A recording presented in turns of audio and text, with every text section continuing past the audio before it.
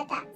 एक बार वो जा रहा था, रास्ते में एक बूढ़ा आदमी गिरा हुआ मिला। वो बूढ़ा आदमी सड़क पर ठोकर खाकर गिर गया था। गरीब आदमी जल्दी से आगे बढ़ा और उस बूढ़े आदमी की मदद की। गरीब आदमी ने उससे पूछा, बाबा आपको कहाँ जाना है? बेटा ठीक से चल नहीं पाता, रास्ते का पत्थर दिखा रही और मैं ठोकर खाकर गिर गया। करीब मेरा घर है, मुझे वहाँ छोड़ दो। गरीब आदमी ने बूढ़े को उसके घर छोड़ दिया। बेटा तुम बहुत रहमदिल हो, तुम सबकी मदद करते हो। मैं तुम्हें एक दुआ देना चाहता हूँ। तुम्हारे घर में कोई जानवर है क्या? बाबा मेरे घर में जितने लोग हैं वो ही पालना मुश्किल है, मैं क्या कोई जानवर पालूं? अरे हाँ, एक मुर्गी है। अच्छा, मैं तुम्हें ये दुआ देता हूँ कि तुम्हारी मुर्गी रोज सोने का अंडा दे, लेकिन एक बात का ख्याल रखना, तुम्हें ऐसे ही लोगों की मदद करनी चाहिए। तुम्हारी यही आदत की वजह से आज तुम्हें ये दुआ का तोहफा मिला है। अगर तुमने लालच की या दूसरों की मदद करनी छोड़ दी तो ये तोहफा तुमसे छीन लिया जाएगा। गरीब आदमी घर आकर अपनी बीवी को बोलता है, आज एक बाबा मुझे मिले और दुआ दी कि अपनी मुर्गी रोज सोने के अंडे देगी। चलो कल सुबह देखते हैं क्या होता है। वो सुबह उठता है और देखता है कि मुर्गी ने सोने का अंडा दिया या नहीं। वो खुशी से चौंक जाता है और कहता है, अरे वाह, बाबा की बात सच हो गई। वो बाजार जाकर सोने का अंडा बेचता है और अपनी जरूरत का सामान लेकर आता है। एक नेकी से उसकी जिंदगी बदल जाती है।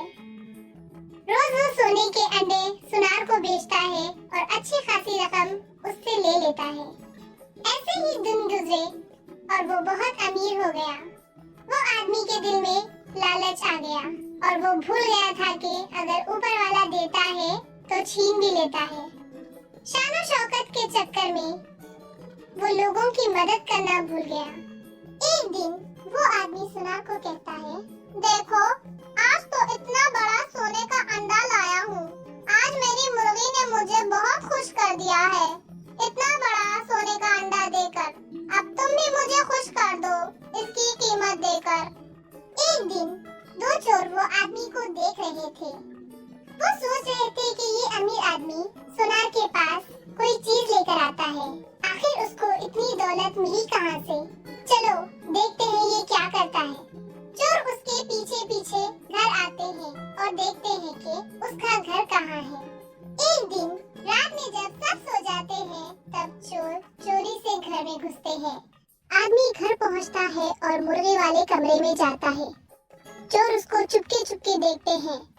आदमी मुर्गी को देखता और कहता है, कल तुम मुझे इससे भी बड़ा सोने का अंडा देना, मैं तुम्हें पेट भर खाना खिलाऊंगा। चोर देखते हैं कि आदमी के पास सोने के अंडे देने वाली मुर्गी है और पूरे घर की तलाशी लेते हैं। घर में जितना भी पैसा, हीरा जवाहरात होता है वो सब लूट लेते हैं और मुर्गी को लेकर भाग जाते हैं। सुबह आदमी की आँख खुलती है तो वो देखता है कि घर का सब कीमती सामान, हीरे जवाहरात और वो मुर्गी चोरी हो गए। वो बहुत रोता है, बिलखता है और वापस से गरीब हो जाता है। इस कहानी से हमें ये सबक मिलता है, ज्यादा लालच इंसान को अंधा बना देती है, उसे अच्छे बुरे में फर्क महसूस नहीं होता। सेब का पेड़। एक घने खूबसूरत जंगल के बीचों बीच एक सेब का पेड़ था। उसकी टहनियों पर कई सारे पक्षी रहा करते थे जो रस भरे सेब खाया करते थे और कई सारी चींटियां जो सेब लेकर अपने घर जाती थी। एक दिन जंगल में एक लकड़हार आया और उसने सेब का पेड़ काटने की सोची। सारे पक्षी और चींटियां उदास थी क्योंकि उनके रहने और खाने की जगह अब नहीं रहने वाली थी। पक्षी और चींटियों ने लकड़हारे से विनती की, उन्होंने कहा, हम आपसे निवेदन करते हैं, ये पेड़ को मत काटे, ये हमारे जीने का सहारा है और रहने की जगह। हाँ, ये पेड़ मत काटिए, हम मर जाएंगे।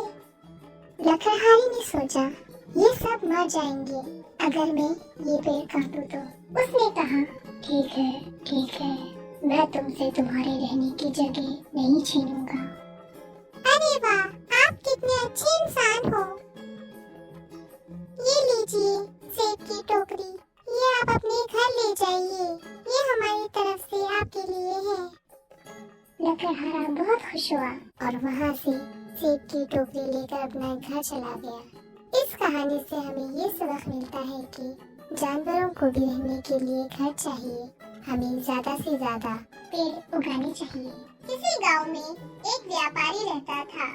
उसके पास एक गधा था। व्यापारी गधे पर सामान लेकर एक शहर से दूसरे शहर लेकर जाता था। एक वक्त वो शक्कर की बोरी रखकर जा रहा था। रास्ते में उसे एक नदी मिली।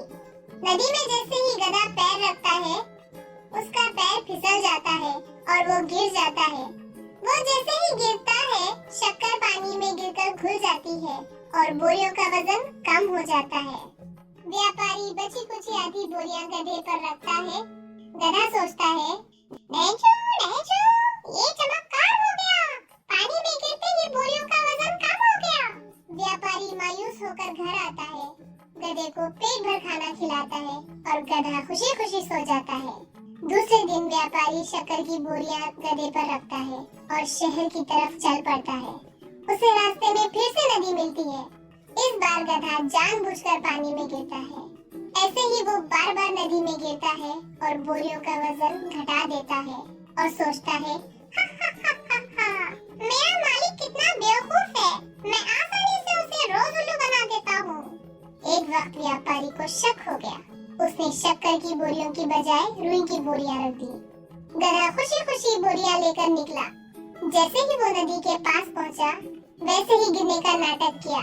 वो गिरते ही रुई की बोरियां पानी में भीगकर फूल गई और उसका वजन दुगना हो गया। व्यापारी ने बोरियां उठाकर गधे पर रख दी।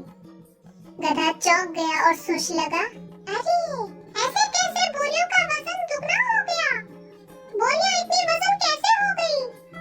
उसे बोरियां उठाने में बहुत तकलीफ हुई। इस कहानी से हमें ये सबक मिलता है, हमारा काम हमें वक्त पर कर लेना चाहिए और हमें अपना काम सच्चे दिल से और ईमानदारी से करना चाहिए।